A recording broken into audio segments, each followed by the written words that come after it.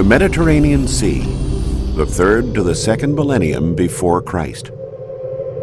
Great books written by the ancients, like the Iliad and the Odyssey, have told tales of courageous leaders, memorable deeds, and glorious cities. Grand civilizations, like those of the Greeks and the Romans which came later, were inspired by these early legendary stories. They recognized in the early heroes their own forefathers. But they would never see the once vibrant and dynamic cities of those tales. They had all been destroyed and abandoned or fallen into millennial slumber. Cities such as Ebla, Troy, or Mycenae existed only in books. But guided by those books, adventurous archaeologists went out and found them, unearthing incredible historical testimony and inestimable treasures. Come with us as we visit these legendary and celebrated places and follow one man's dream as he uncovers civilizations of heroes.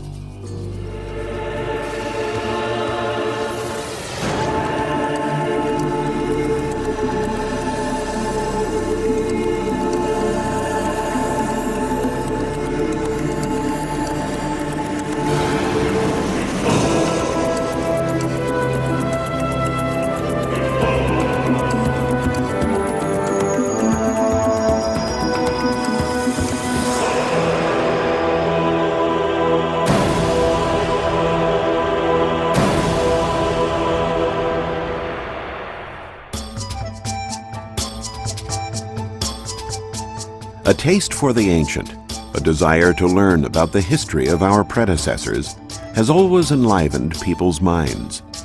The ancient Greeks and Romans also loved to study their forefathers. Their attention was focused on the cultures and cities of the 2nd and 3rd millennia BC.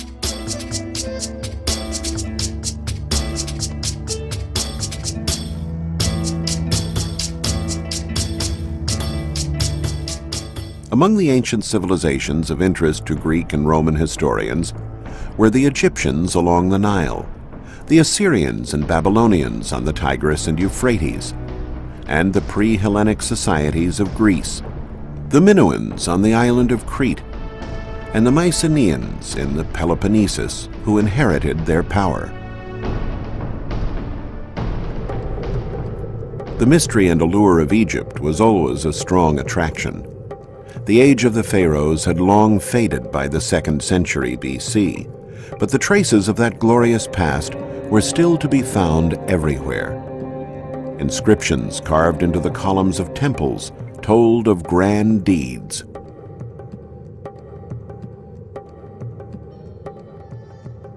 Historians were fascinated with the story of the great Egyptian pharaoh Thutmose III, inscribed into the columns of the temple at Karnak. Thutmose had organized a great military campaign to conquer the Near East in the 15th century BC.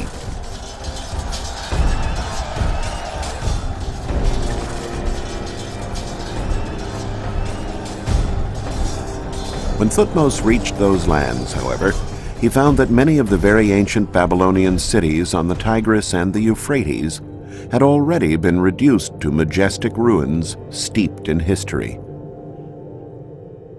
Of those ghost cities, one in particular has had an irresistible allure for historians: Ebla. Ebla was a legendary Assyrian city north of the Euphrates, and the capital of an important ancient kingdom. But the ensuing centuries buried the ruins in sand, erasing all traces of the settlement from human memory. Apart from the inscription at Karnak, all that had remained of Ebla was a citation in the Bible.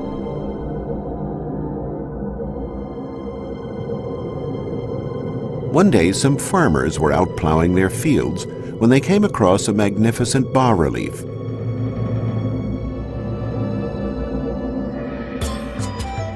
The news attracted an Italian archaeological team who unearthed pottery, elaborate utensils, and the torso of a statue bearing a votive inscription that clearly specified the name of the city. Ebla, had been restored to existence.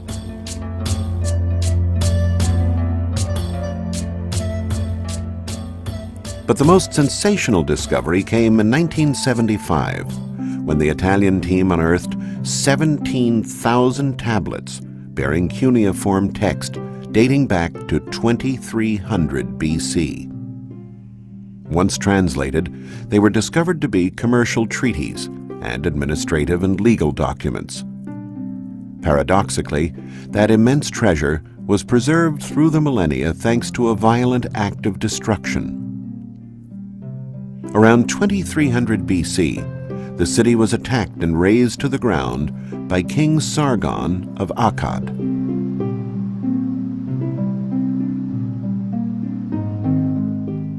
The tablets had been stored neatly on shelves in the archives of the royal palace.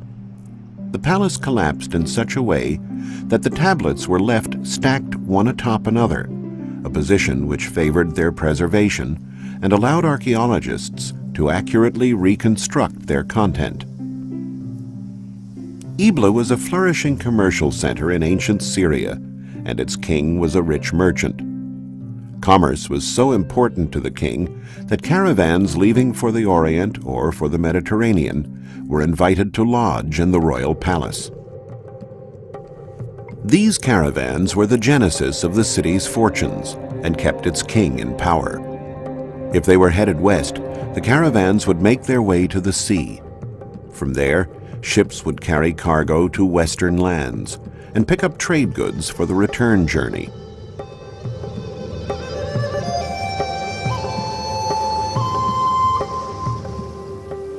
Some of the goods that traded hands included fine pottery and art, but also much-needed metals for weapons and armor.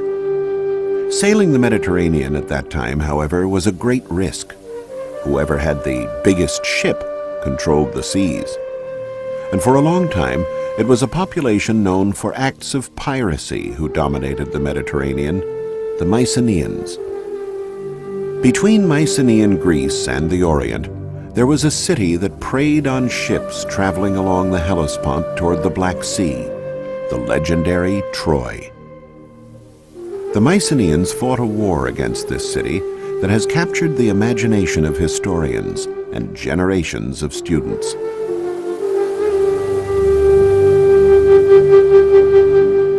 Troy, once known as Ilios or Ilion, was a flourishing Hellenistic city.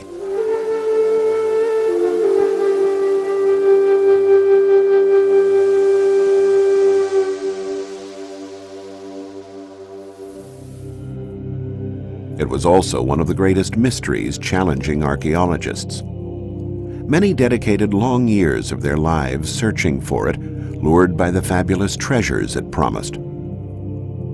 But it was not easy to rouse the beautiful Helen, the brave Hector, or King Priam from their slumber. Troy, the city whose siege was described so eloquently in perhaps the world's most famous book, Homer's Iliad, could have been anywhere. In 1868, a dilettante German archaeologist, Heinrich Schliemann, decided to invest the money he had earned in the import-export business to pursue his lifelong dream, to discover the places where the heroes of his youth, the heroes of the Iliad, had fought. The Iliad was certainly not a scientific treatise. Before being committed to writing around the 5th century BC, it had been handed down through generations by way of oral tradition and referred to events that had happened hundreds of years earlier. Yet Schliemann decided to put his faith in the text. Many archaeologists were hunting for Troy, and they looked for it on this hill known as Bunarbashi, in an area between the Turkish cities of Çanakkale and Izin. Schliemann, however, was not convinced by that location. He combed the Iliad in search of clues. Homer mentioned two rivers, the Scamander and the Simoenta. The battles among the Homeric heroes took place around a fortified citadel built on a natural rise. They may have been figments of the author's imagination, but Schliemann chose to believe them. This hill his sarlacc, was quite similar to the Homeric description. It was here where Schliemann began digging, and in the end, it was here where he found Troy.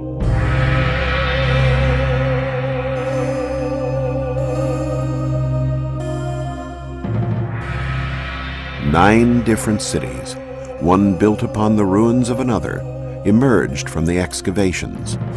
From the second layer, Schliemann discovered amazing treasures, cups and vases, weapons, golden jewelry and buttons. He thought he had found the treasure of Priam. We now know that these jewels did not belong to the Trojan king of the Iliad. Modern archaeology, a science based on rigorous analytical methods far removed from the intuition that guided Schliemann, has dated the objects to several centuries before the Battle of Troy, attributing them to a royal family from the 3rd millennium BC. But for the German archaeologist, the findings were none other than the treasure of Priam. His belief was supported by the evidence of fire in the layer where he found it.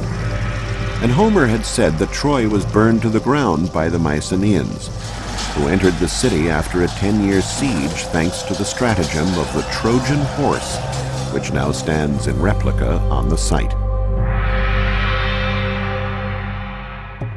Schliemann thought that the Troy attacked by the Mycenaeans was the same fortified city he had excavated, laid out in this plan dating back to the 3rd millennium BC. A city surrounded by walls barely 400 feet in diameter would hardly have stood up to 10 years of siege, nor been able to house Priam's court. According to recent studies by teams at the universities of Tübingen and Cincinnati, in the 2nd millennium BC, the era of the Mycenaeans conflict, Troy was encircled by these much more extensive defensive walls, and probably grew even more toward the end of the 1st millennium BC. Relying on descriptions in the Iliad and taking into account recent archaeological discoveries that have uncovered new portions of the ancient city, we can now relive the legendary Mycenaean siege of Homer's Troy.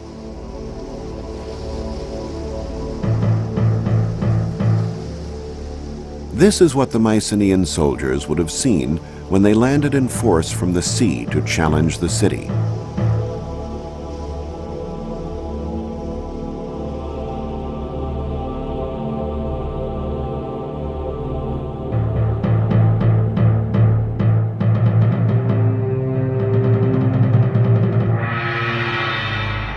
The sight of menacing warships headed for Troy was probably not unusual for King Priam and his people.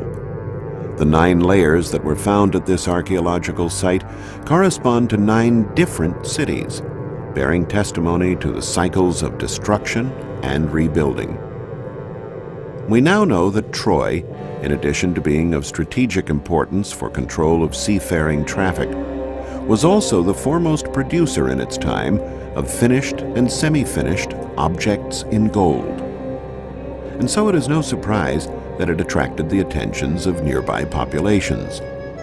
Conquering Troy meant not only eliminating the taxes it imposed on merchant traffic toward the Black Sea and the Orient, but also the reward of a rich booty. And so it was essentially economic motives that drove the Mycenaeans into Homer's legendary war, while Homer's account of the beautiful Helen and the courage of heroes like Achilles and Hector has richly imbued the event with drama and romanticism. Troy was an extremely wealthy city and appropriately defended, surrounded by massive walls extolled by Homer as being invincible. That's why, after 10 long years of a fruitless siege, the Mycenaeans were forced to come up with the expedient of the wooden horse. Troy was destroyed and rebuilt 9 times, the last time during the Roman epoch. One of the grandest city plans was created by none other than Alexander the Great. The noble deeds of the Trojans against the Mycenaeans were so vivid in the young leader's mind that he made an offering of his armor to the goddess Athena who was venerated in Troy. In response, the Trojans presented Alexander with armor that they claimed was used during Homer's war. The historians Strabo and Plutarch both reported the anecdote that Alexander the Great always wore that armor into battle, considering it to be a sacred symbol. In the 1800s, it was believed that this fortified city was of medieval origin, so archaeologists never bothered to dig within its walls in search of evidence of ancient civilizations. However, the nature of the location and the massiveness of the walls attracted Schliemann's attention. He had crossed through this area on the Peloponnesus on the search for Troy, and was quite struck by these enormous stacked masses located near modern-day Argos. His mind was flooded with the images of the myths of his childhood and the words of Homer, who made mention of only one Mycenaean city girded by walls, the legendary Tiryns, built by the giant Cyclops. Schliemann, inclined to live out the dreams of his youth and to take seriously the contents of ancient books, refused to accept the idea that that gigantic fortress dated back only to the Middle Ages. Those rocks inspired in him legends and myths hailing from the dawn of time. And there was also the Greek historian Pausanias, who confirmed the Homeric accounts about the existence of Tiryns. Pausanias had even gone so far as to compare the grandeur of the fortifications of Tiryns to the pyramids of Egypt. So somewhere near Argos, there still had to be those Cyclopean walls.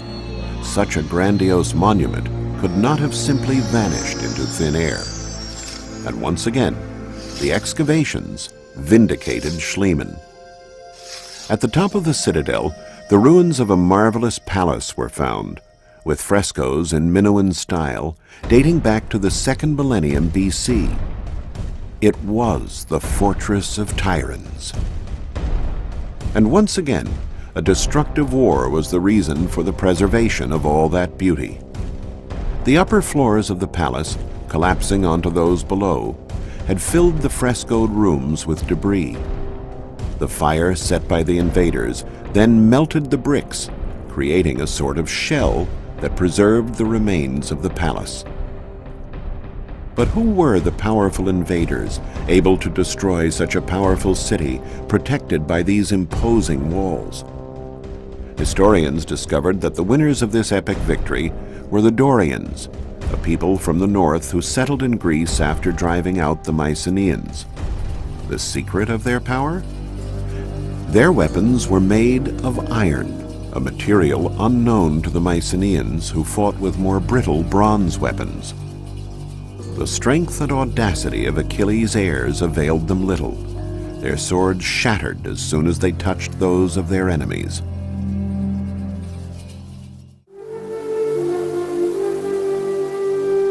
One Mycenaean city stood out above all others, the city that gave its name to the great conquerors of Troy. It was called Mycenae, a city recorded by Homer as having an abundance of gold. Its monumental gate, overlooked by 2 lions, still inspires awe. This was the realm of the great king, the leader of the legendary expedition that destroyed Troy, Agamemnon. The intrigue surrounding a legendary locale has always been a strong stimulus to archaeologists. Where was the tomb of Agamemnon? Had he ever really existed? Had Mycenae's golden riches, recorded by Homer, been spared the ravages of time? Pausanias, in his writings, said that Agamemnon's tomb lay within the walls of Mycenae. But the city was surrounded by 2 sets of walls, an external one that protected the dwellings, and an internal one to protect the royal citadel.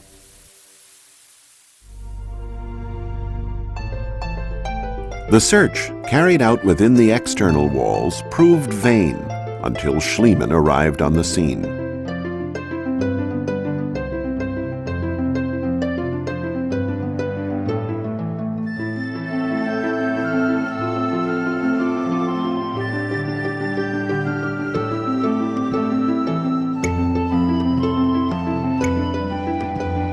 The archaeologist sunk his shovel near the Lion Gate, inside the royal citadel.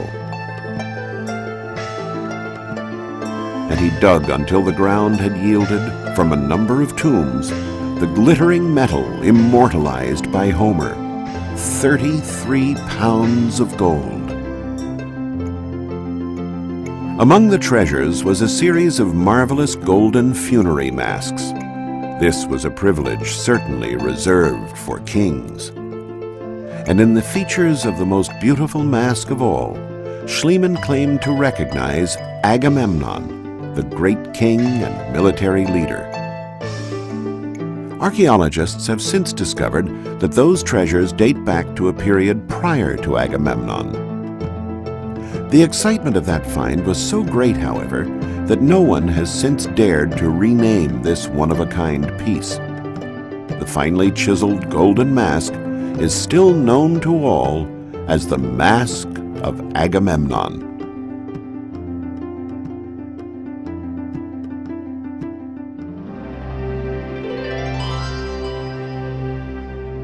Schliemann had reached the heart of the Mycenaean civilization, the legendary home of its great king. And of course, a great king needs a great palace. Entering these rooms, recreated here according to Homer's description, we can see what a profound influence the Mycenaean culture had on the Greeks. The Mycenaean civilization handed down its own image to posterity, partially through architecture.